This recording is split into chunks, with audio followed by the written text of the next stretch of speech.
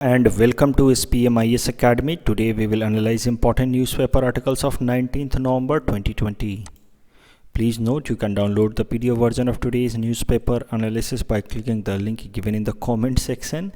You can download the PDF version of October 2020 magazine from our website spmisacademy.com.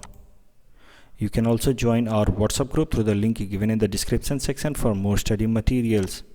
This is the list of the topics that we'll cover from today's newspaper. The first topic is taken from editorial segment. It talks about paternity leave in India. This topic is important from our syllabus paper 2 Indian society point of view. So सबसे पहले इस article का context समझते हैं. आपने भी ये news ज़रूर सुन रखा होगा कि Indian cricket team captain Virat Kohli requested for a paternity leave in the middle of Australian series. उन्होंने कहा कि वो पहला टेस्ट मैच खेलने के बाद he requested for a leave of about 20 days. तो आने वाले बाकी 3 टेस्ट मैच वो नहीं खेलेंगे और ये पैटर्निटी लीव बीसीसीआई ने ग्रांट भी कर दिया है. अब ये इस इवेंट में क्या सिग्निफिकेंस है जिस कारण से ये आर्टिकल आया है उसको भी ज़रा समझते हैं. देखो, इंडिया में कई सारे प्रोविजंस हैं रिगार्डिंग मैटरनिटी लीव. सबसे इम्पॉर्टेंट जो प्रोविज़न है that is under maternity benefit act of 1961 that was amended in 2017. यहाँ पे कई उसके सारे इंपॉर्टेंट प्रोविजंस हमने दे रखे हैं.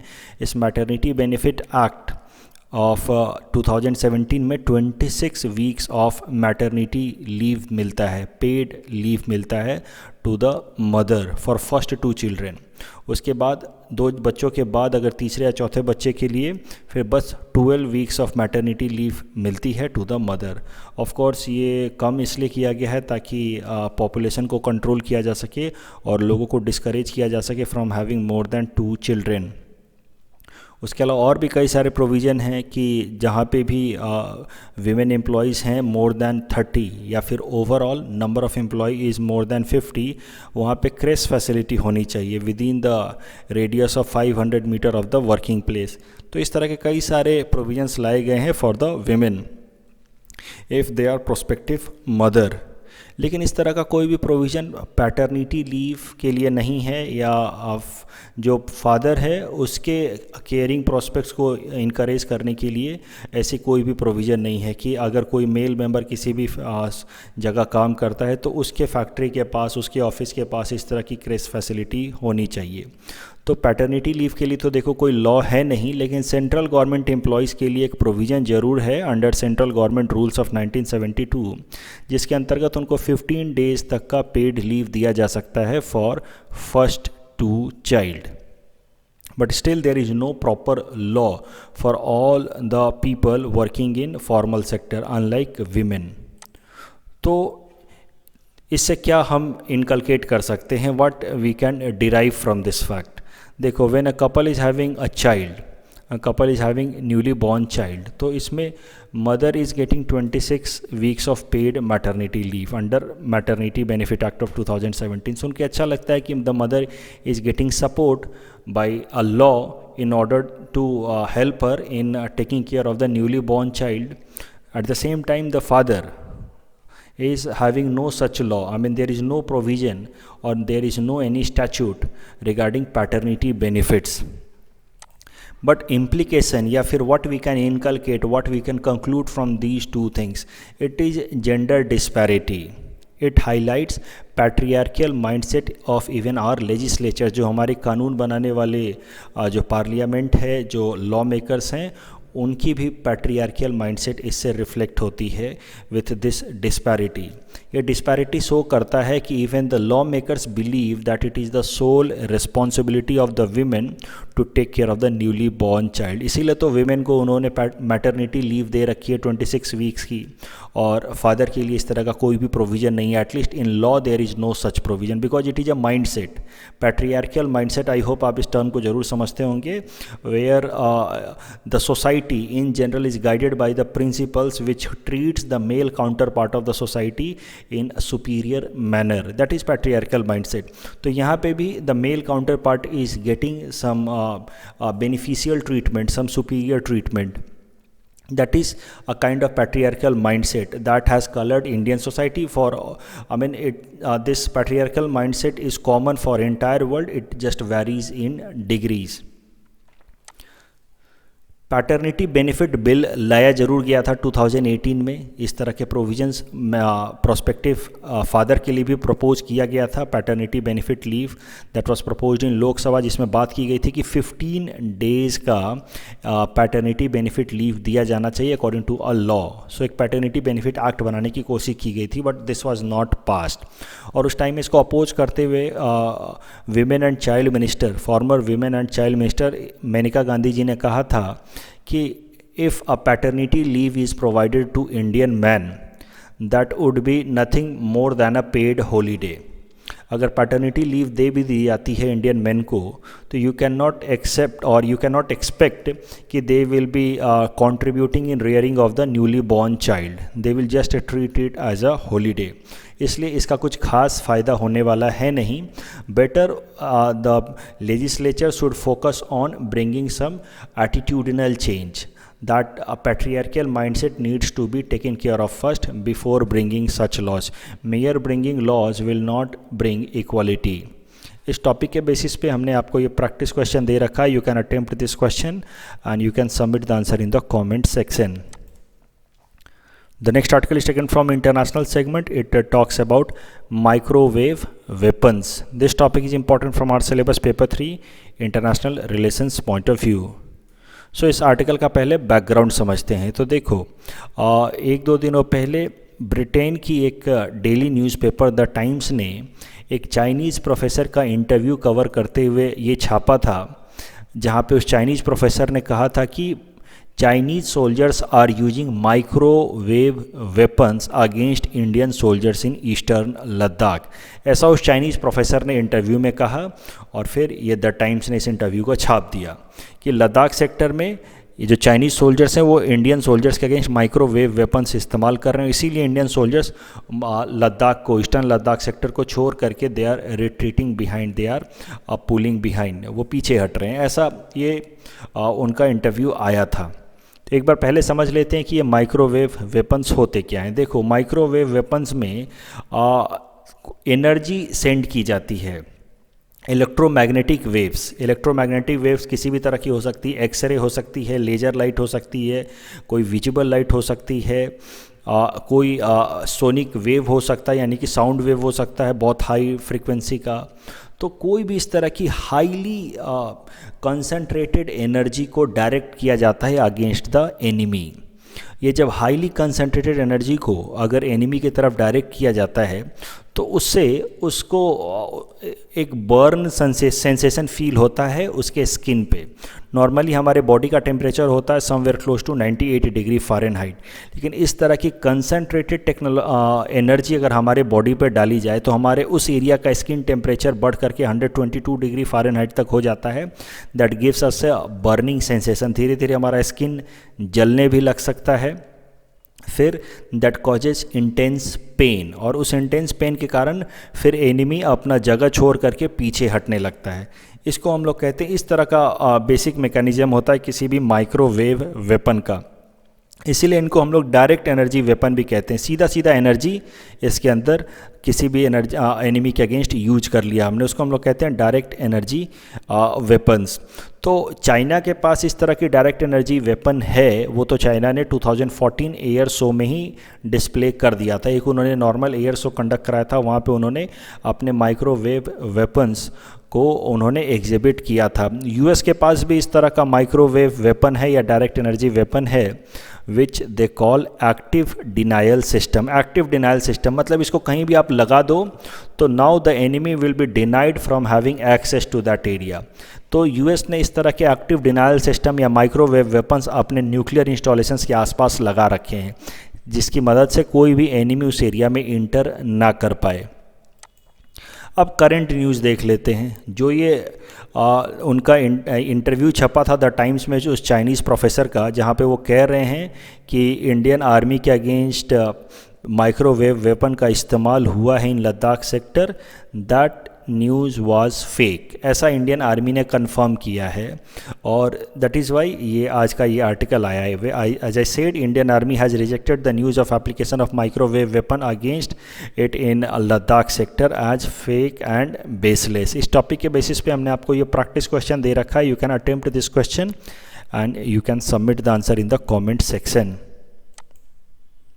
The next article is taken from Science and Technology segment. It is about Guillain-Barré syndrome.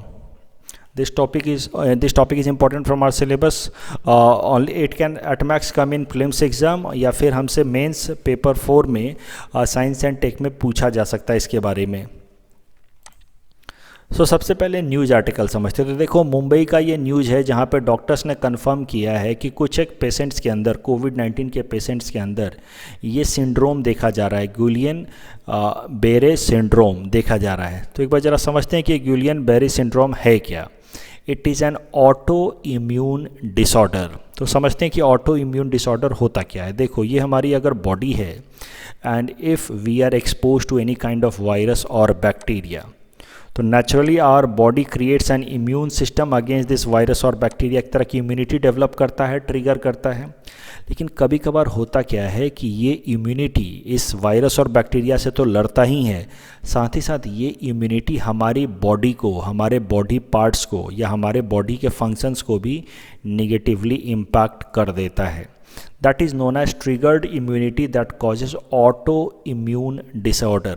हमारे बॉडी की जो इम्यूनिटी है वो हमें ही इम्पैक्ट कर देती है निगेटिवली.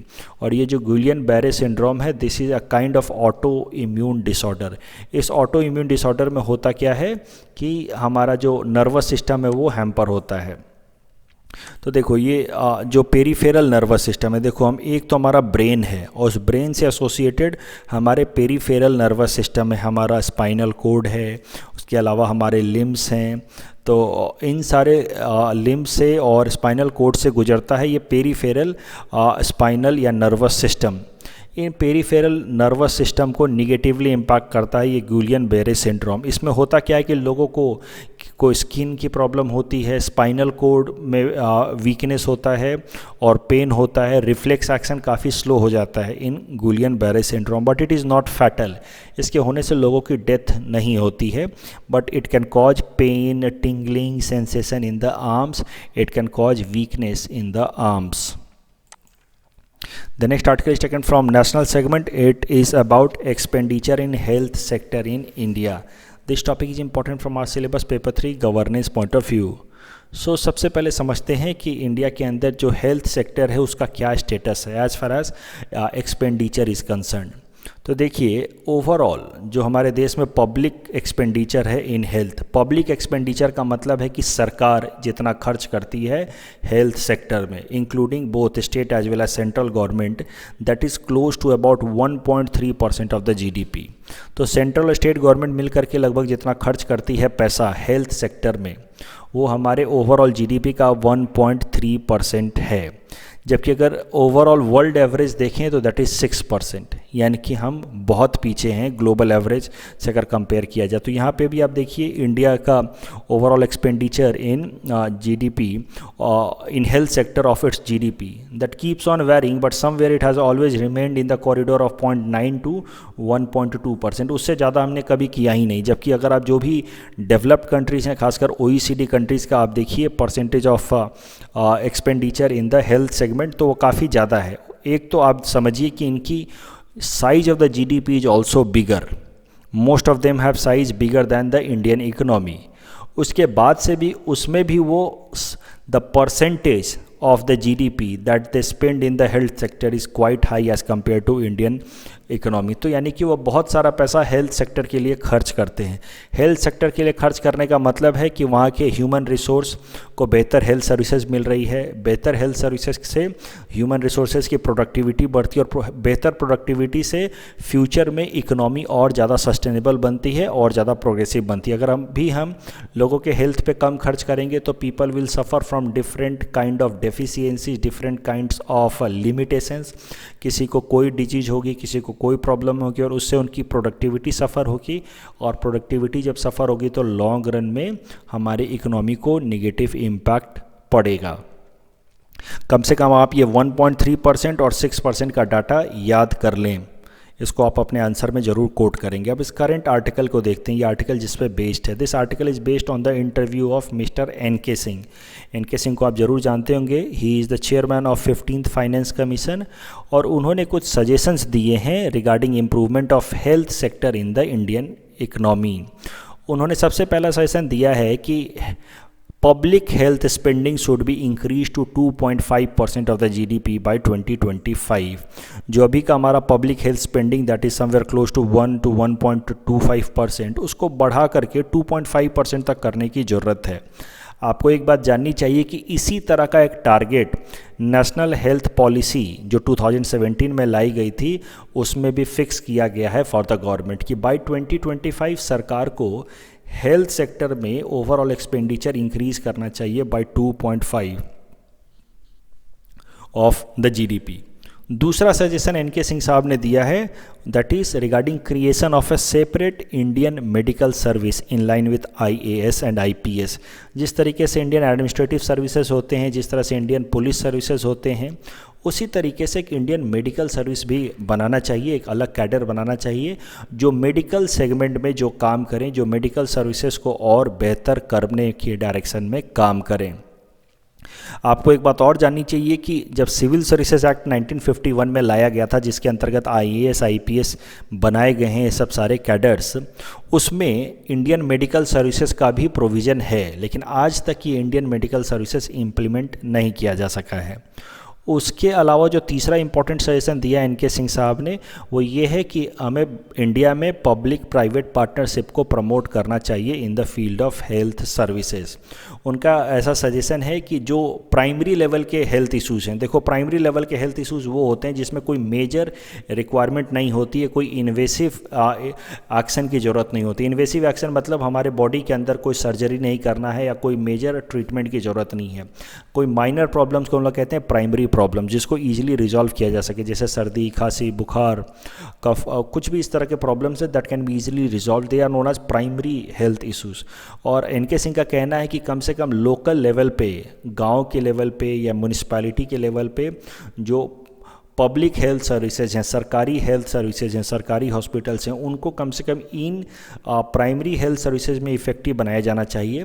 प्राइवेट हेल्थ सर्विसेज भी होने चाहिए, लेकिन दे शुड मोस्टली भी focusing on secondary and tertiary services. कोई हायर एंड की सर्विस प्रोवाइड करनी है, मान लो कोई सर्जरी करनी है या फिर बाईपास सर्जरी करनी है, इस तरह की कोई भी high and services, health services provide करनी है, तो वहाँ पे प्राइवेट सर्विसेज का इस्तेमाल किया जा सकता है।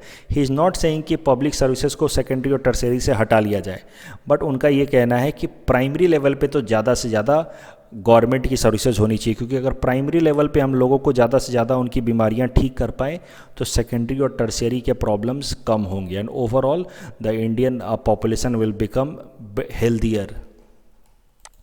एक बार ज़रा सा नेशनल हेल्थ पॉलिसी के टारगेट्स देख लेते हैं दैट वाज ब्रॉट इन 2017। सबसे पहला तो टारगेट वही है जो हम डिस्कस कर चुके हैं कि ओवरऑल पब्लिक एक्सपेंडिचर को बढ़ा दिया जाए to 2.5% of the GDP by 2025। उसके अलावा लाइफ एक्सपेक्टेंसी को इंक्रीज़ कर दिया जाए from 67.5 years to 70 years by 2025। तो अभी हमारी एवरेज लाइफ एक्सपेक्टेंसी है इंडिया के अंदर 67.5 ईयर्स, मतलब ऑन एन एवरेज एक इंसान इतने साल जीता है, उसको बढ़ा करके 70 ईयर्स करने की ज़रूरत है। अगर हम बेहतर हेल्थ सर्विस प्रोवाइड करेंगे तो naturally life expectancy will also go up. उसके अलावा टोटल फर्टिलिटी रेट को 2.1 तक लाना है। देखो टोटल फर्टिलिटी रेट का मतलब होता है on an average the number of children a women bears in her productive cycle, age cycle. तो जब हम बोलते हैं कि टोटल फर्टिलिटी रेट 2.1 लाना है, इसका मतलब ये है कि ऑन एन एवरेज एक विमेन के 2.1 बच्चे होने चाहिए। ऑन एन एवरेज की हम बात कर रहे हैं, मतलब ओवरऑल में अगर 10 विमेन हैं तो उनके टोटल 21 चिल्ड्रन होने चाहिए। इस तरीके से ये टोटल फर्टिलिटी रेट 2.1 पे लाने से होगा क्या कि आवर पॉपुलेशन विल स्टेबलाइज, इससे आगे हमारी पॉपुलेशन नहीं बढ़ेगी। इसीलिए टोटल फर्टिलिटी रेट ऑफ 2.1 को हम लोग कहते हैं रिप्लेसमेंट रेट। ये अगर हमने अचीव कर लिया तो ओवरऑल पॉपुलेशन फिर बढ़ेगी नहीं, पुराना जनरेशन आगे वाले जनरेशन को बस रिप्लेस करता रहेगा, but population will not further grow up. So इसलिए एक टारगेट है कि टोटल फर्टिलिटी रेट को 2.1 तक ला दिया जाए, so that we could achieve the replacement rate and further increment in the population could be stopped. अभी के लिए जो हमारा टोटल फर्टिलिटी रेट है that is somewhere close to 2.3, उसको घटा करके 2.1 करना है। और स्टेट गवर्नमेंट जो है उनका expenditure on the health services को भी इंक्रीज करना है, that should be increase up to 8% of their budget outlay by 2020। अब ये तो देखो हो नहीं पाया 2020 में बिकॉज ऑफ कोविड-19। तो these are certain targets of national health policy 2017। आपको एक बात और जाननी चाहिए कि health is a matter of state subject, फिर भी सेंट्रल गवर्नमेंट इसमें पॉलिसीज़ बनाती है, एक्सपेंडिचर करती है through different mechanisms. The next article is taken from economy segment. It talks about the current crisis in Lakshmi Vilas Bank. इसका heading ही है what a failed bank means. तो इस article की मदद से सबसे पहले हम समझेंगे कि अगर कोई एक पर्टिकुलर बैंक, खासकर एक प्राइवेट बैंक जैसे कि लक्ष्मी विलास बैंक अगर फेल हो रहा है तो उससे ओवरऑल इकोनॉमी को क्या प्रॉब्लम्स हो सकते हैं, why we are so much concerned about if failure of a private bank. This topic is important from our syllabus paper 4 Indian economy point of view. So इस आर्टिकल को समझने के लिए हमें इंडियन फाइनेंशियल सिस्टम का significance समझना होगा। देखते हैं इंडियन फाइनेंशियल सिस्टम होता क्या है। देखो कोई भी अगर एक इंडिविजुअल है, हमारे आपके जैसे सब इंडिविजुअल जो इस इकोनॉमी के मेंबर हैं, हम सब कुछ ना कुछ अर्न करते हैं, हमारा सबका कुछ ना कुछ इनकम होता है।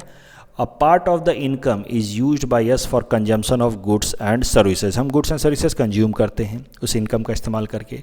कुछ एक इनकम तो हम सब बचाते हैं, अपने certain proportion of our income is saved, उसको हम लोग अपनी सेविंग्स करते हैं, कहते हैं। अब ये savings we put in the financial system. Financial system में बैंक्स आते हैं, कैपिटल मार्केट आता है, मतलब सिक्योरिटी मार्केट, शेयर्स खरीद सकते हैं हम, बैंक्स में एफडी कर सकते हैं, बॉन्ड्स खरीद सकते हैं, म्यूचुअल फंड कर सकते हैं।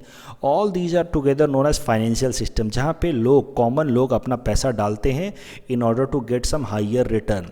अब ये फाइनेंशियल सिस्टम करता क्या है, इन लोगों को रिटर्न देता है, इंटरेस्ट के साथ पैसा चुकाता है। लेकिन वो इंटरेस्ट आता कहाँ से है? ये फाइनेंशियल सिस्टम इसी पैसे को लेकर के आगे किसी बिजनेस हाउस को, किसी इंडस्ट्रीज़ को वो पैसा दे देता है ऑन लोन, और ये इंडस्ट्री लॉन्ग रन में पैसा कमा के वापस फाइनेंशियल सिस्टम को देती है, और ये फाइनेंशियल सिस्टम वो पैसा इंटरेस्ट के साथ लोगों को रिटर्न करता है। अब ये इंडस्ट्री इस पैसे से क्या करेगी? ये इंडस्ट्री इस पैसे से फैक्ट्रीज लगाती है, इंडस्ट्रीज लगाती है, और उससे गुड्स एंड सर्विसेज प्रोड्यूस करती है, वो गुड्स एंड सर्विसेज जो हम कंज्यूम करते हैं। और उसके अलावा ये फैक्ट्रीज हम लोगों को एम्प्लॉयमेंट भी देती है, उस एम्प्लॉयमेंट से हम इनकम जनरेट करते हैं। तो इस तरह का एक इकोसिस्टम जनरेट हो जाता है, एक रोबस्ट इकोसिस्टम जो किसी भी इकोनॉमी के लिए ट्रू है। हर इकोनॉमी इसी तरीके से काम करती है, इस तरह से को रिलेटेड है, इंटरलिंक्ड है। तो इसमें आप देख सकते हैं कि जो फाइनेंशियल सिस्टम है that is playing a central role. ये फाइनेंशियल सिस्टम ही पैसा मोबिलाइज कर रहा है, लोगों से पैसा लेकर के इंडस्ट्रीज़ को दे रहा है, इंडस्ट्रीज उस पैसे का इस्तेमाल कर रही है गुड्स एंड सर्विसेज प्रोड्यूस करने के लिए, एम्प्लॉयमेंट जनरेट करने के लिए। अगर ये फाइनेंशियल सिस्टम ना हो तो ओवरऑल इकोनॉमी जो है वो स्लो डाउन हो जाएगी, कोलैप्स कर जाएगी। So that is why financial system are known as heart of a economy. और फाइनेंशियल सिस्टम के अंदर जैसा कि मैंने आपको बताया कई सारे सेगमेंट हो सकते हैं, कैपिटल मार्केट हो सकता है, म्यूचुअल फंड्स हो सकते हैं जो उसी का हिस्सा है। उसके अलावा जो फाइनेंशियल सिस्टम की जो सबसे इंपॉर्टेंट एस्पेक्ट है या सेगमेंट है वो है banking sector. Banks are the most important part of the financial system. अगर बैंक्स फेल हो गए तो पूरा का पूरा फाइनेंशियल सिस्टम कमज़ोर हो जाता है, और फाइनेंशियल सिस्टम कमज़ोर हुआ तो पूरी की पूरी इकोनॉमी कोलैप्स कर सकती है। और ये कारण है कि कभी भी कोई भी बैंक, चाहे वो प्राइवेट बैंक ही क्यों ना हो, लक्ष्मी विलास बैंक ही क्यों ना हो, येस बैंक ही क्यों ना हो, अगर वो कोलैप्स करने के वर्ज पे आ जाते हैं, अगर वो बहुत ज़्यादा स्ट्रेस में आ जाते हैं तो RBI becomes very much vigilant. क्योंकि कोई भी बैंक के फेल होने का मतलब है कि लोगों का ट्रस्ट बैंकिंग सिस्टम से थोड़ा कम होगा। अगर लोगों का ट्रस्ट बैंकिंग सिस्टम से कम होगा तो लोग क्या करेंगे? अपना पैसा इस फाइनेंशियल सिस्टम में डालने के बजाय they might put their money in some non productive things like gold, they might invest in real estate, घर खरीद सकते हैं, क्योंकि वो इंडिविजुअल के लिए तो प्रोडक्टिव है। गोल्ड से तो इसको रिटर्न मिलेगा, घर खरीद लेगा तो लॉन्ग रन में उसके प्राइस ऊपर जाएंगे तो इसको रिटर्न मिलेगा। लेकिन वो नॉन प्रोडक्टिव इसलिए है क्योंकि ओवरऑल इकोनॉमी के लिए उसका कोई खास कंट्रीब्यूशन नहीं है। फाइनेंशियल सिस्टम में हम पैसा डालते हैं तो पैसा मोबिलाइज होता है, लेकिन अगर आपने गोल्ड खरीद लिया तो that money, that capital remains idol.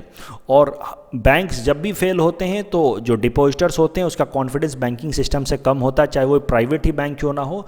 फिर डिपॉजिटर्स धीरे धीरे शिफ्ट होने लगते हैं to non productive investments like gold and real estate, और इससे ओवरऑल इकोनॉमी को नुकसान होता है। और यही कारण है कि जब भी बैंकिंग सेक्टर स्ट्रेस में आता है तो RBI becomes very much vigilant. हाल फिलहाल में आप देखिए कितने सारे प्राइवेट सेक्टर बैंक्स क्राइसिस में आए। पिछले साल हमने देखा था PMC bank, Punjab and Maharashtra cooperative bank, that was in crisis in 2019। DHFL या येस बैंक क्राइसिस हमने देखा था इस साल के अर्ली फेज में। और अब हम देख रहे हैं लक्ष्मी विलास बैंक। सारे केस में the RBI became super active in order to prevent their complete failure, complete collapse. और आरबीआई ने समहाउ इन सबको पूरी तरह से कोलैप्स होने से बचा लिया ताकि लोगों का कॉन्फिडेंस इन बैंकिंग सिस्टम में बना रहे। अभी करंट केस जो है that is with respect to Lakshmi Vilas bank. अभी लक्ष्मी विलास बैंक के साथ क्या इश्यूज़ हैं, क्यों ये स्ट्रेस में है? There are 3 main factors. पिछले 3 सालों से लक्ष्मी विलास बैंक की कंसीडिंग कंजेक्यूटिव लॉसेस, 3 सालों से लगातार इसको लॉस आ रहा है, इसलिए इसका ओवरऑल जो बैलेंस शीट है that is under huge stress. उसके अलावा लक्ष्मी विलास बैंक में पुअर गवर्नेंस या पुअर प्रोविजनिंग नॉर्म्स के भी इशूज़ आ रहे हैं। पुअर गवर्नेंस बैंकिंग सिस्टम के अंदर सीधा मतलब है कि थोड़े फ्रॉड्स के इशूज़ निकल के आ रहे हैं। कुछ लोगों को लोन दे दिया गया है बिना प्रॉपर प्रोविजनिंग के, यानी कि प्रॉपर पेपर्स या कंडीशंस फुलफिल किए बिना ही लोगों को लोन दिए गए हैं। इसको हम लोग कहते हैं बैंकिंग सिस्टम के अंदर पुअर गवर्नेंस या पुअर प्रोविजनिंग नॉर्म्स। उसके अलावा लक्ष्मी विलास बैंक का एनपीए अनसस्टेनेबल लेवल तक पहुंच चुका है, it has reached up to 25%। तो ये सब कुछ इश्यूज़ हैं लक्ष्मी विलास बैंक के साथ, और ये सब स्ट्रेस को आइडेंटिफाई करते हुए आरबीआई ने तुरंत एक्शन लिया है। आरबीआई हैज़ स्विंग्ड इनटू एक्शन, और अब आरबीआई ने कुछ जो इंपॉर्टेंट एक्शंस लिए हैं वो ज़रा देखते हैं। सबसे पहले तो आरबीआई ने मोरेटोरियम लगाया 30 डेज़ का। 30 days moratorium on any bank means कि अब ये 30 दिनों तक उसके एक्टिविटीज़ पे लिमिटेशंस रहेंगे। जो भी वो एक्टिविटीज़ करता है, लोन देना या लोगों को डिपॉजिट की फैसिलिटी देना या विड्रॉल की फैसिलिटी देना, उन सब पे रिस्ट्रिक्शंस लगे हैं, कुछ लिमिटेशंस लगे हैं। बंद नहीं किया गया है बट लिमिटेशंस लगे हैं। For example, depositors have been now capped at a withdrawal limit of ₹25,000। तो जिनका भी अकाउंट है इस बैंक में वो 1 महीने तक के लिए बस 25,000 रुपये निकाल सकते हैं, उससे ज़्यादा नहीं। That is the meaning of moratorium. उसके अलावा आरबीआई एक ड्राफ्ट स्कीम भी लेकर के आई है where it is proposing amalgamation of Lakshmi Vilas bank with DBS bank. तो डीबीएस बैंक के साथ इसको मर्ज करने का प्लान कर रही है आरबीआई। डीबीएस बैंक एक स्ट्रॉन्गर बैंक है, उसकी बैलेंस शीट स्ट्रांग है। अगर लक्ष्मी विलास बैंक को उसके साथ मर्ज कर दिया गया तो Lakshmi Vilas bank will be saved from collapsing. लेकिन अभी भी ये ड्राफ्ट फेज है, डीबीएस बैंक अभी भी कन्विंस्ड नहीं है। डीबीएस बैंक को ऐसा लगता है कि अगर उसने लक्ष्मी विलास बैंक के साथ मर्जर किया तो उसको ज़्यादा नुकसान होगा। तो अभी भी ये फाइनल नहीं है but it is under negotiation. In our segment, most probable PD topics for upcoming APSC, today we'll cover topic number 199 to topic number 202. Topic number 199 is about hydroponics technology. Hydroponics is modern method of farming. Under it, plants are grown inside water. They are not rooted in soil, but they float on the water. The water is given high concentration of minerals. These minerals help in growing plants at faster rate. ये news में इसलिए था क्योंकि Guwahati high जू ने फैसला लिया है कि वो अब हाइड्रोपोनिक्स का इस्तेमाल करेगा और इसकी मदद से ज़्यादा फॉडर उगाएगा ताकि अपने जू के जो हर्बीवोरस एनिमल्स हैं उनको बेहतर तरीके से फीड कर सके। Please attempt this question that is based on topic number 199. Topic number 200 was about aspirational district programs. Aspirational district program was started in 2018 by the central government. The main objective of this program is to bring improvement in the lifestyle of the people living in backward districts of India. For this purpose, total 115 backward districts were identified from 28 states with a condition that there must be at least one district from each state. List of the aspirational district identified from Assam are Borpeta, Dorong, Dhubri, Goalpara, Udalgiri and Buxa. Please attempt this question that is based on topic number 200. Topic number 201 is about Assam agriculture export policy. The government of Assam along with agricultural processed food products export development authority has developed Assam agricultural export policy. The objective of this policy is to double agricultural exports from Assam by 2024-25. Agricultural clusters will be set up along with cold store centers in order to achieve this target. Please attempt this question that is based on topic number 201. This is the answer of question number 196 to 198 that we had given in yesterday's newspaper analysis. Today's question can be attempted by students and you can submit the answer in the comment section. We will be sharing answer of these questions in tomorrow's newspaper analysis. कल जो हमने practice question दिया था उसका एक बार answer देख लेते हैं. डॉक्टर बी आर अम्बेडकर के हिसाब से heart and soul of the Indian constitution is article 32 and इन सबको अगर सही मैच किया जाए so the correct answer will be option B. Tropical cyclone belongs to Indian ocean, hurricane belongs to gulf of Mexico and typhoon belongs to Japan coast. That's all from our side for today. Thanks for watching.